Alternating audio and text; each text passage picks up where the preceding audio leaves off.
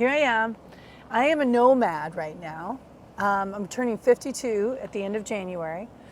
And I have been enjoying an experience of Florida like I've never had before. Now, I've been to Florida many times with the business that I work with, helping people lose weight,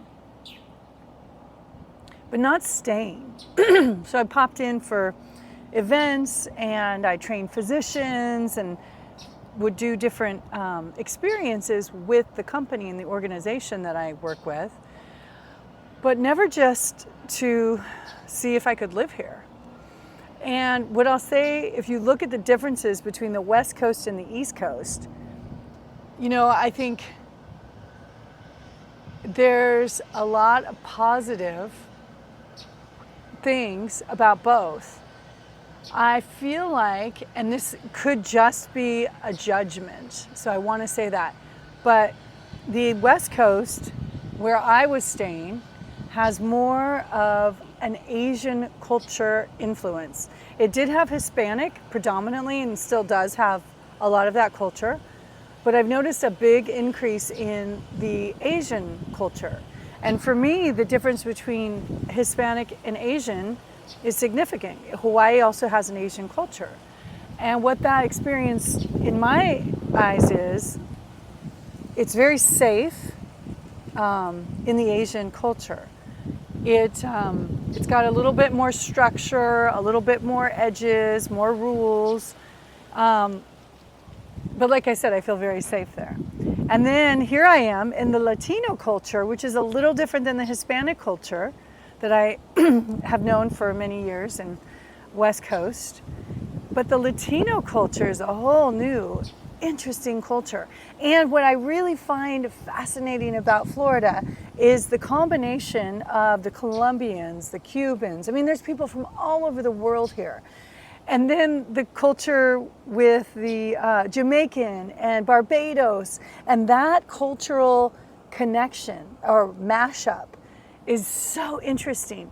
What I find fascinating is how they don't see each other and they don't see the differences and the influences because they're in it, and they're maybe not seeing eye to eye.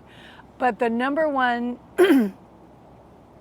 experience I'm having here, while there are some really sweet, lovely people, I don't feel as much empathy here, if that's the correct word. I've never had anybody that I can remember step in front of me when I started talking to them in line in California or Nevada, or actually anywhere I've traveled. Here, I was at the Four Seasons in Fort Lauderdale, and I started chatting up these women. I'm very social. And the woman comes over, who's the hostess, and they stepped in front of me and took my spot. I was there ahead of them for a while. I just let it go. And I actually prayed for them and sent them really positive, healthy, happy vibes because I know I could hear them, and you can see on somebody's body language and face if they're happy or not.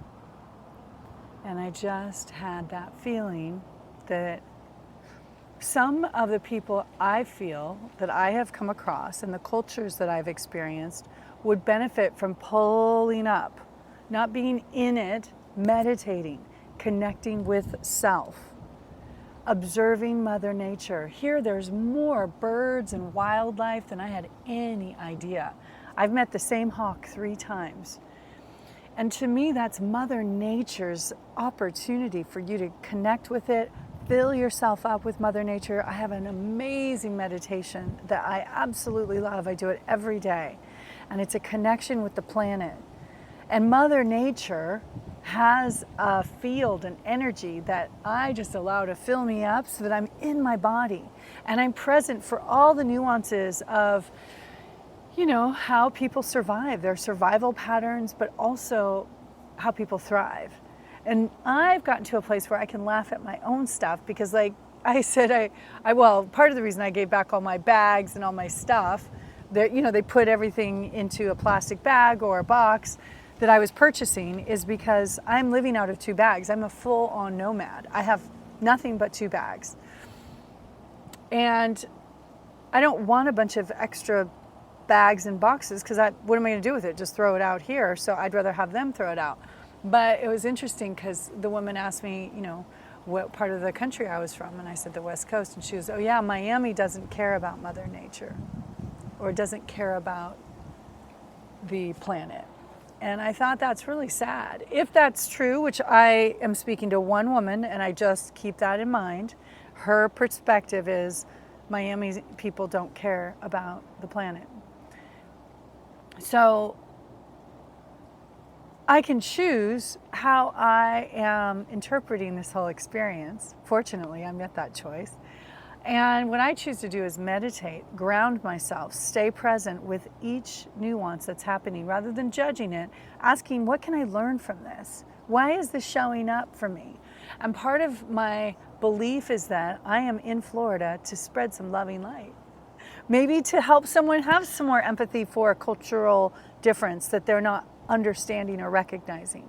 It's just those people see the world so much differently than we do. And granted, I don't necessarily think cutting someone off when you're driving is the most polite or appropriate thing to do, but I don't know what's going on with that person. I don't know if they lost somebody in their life, if they're just having a bad day, maybe they were out partying last night.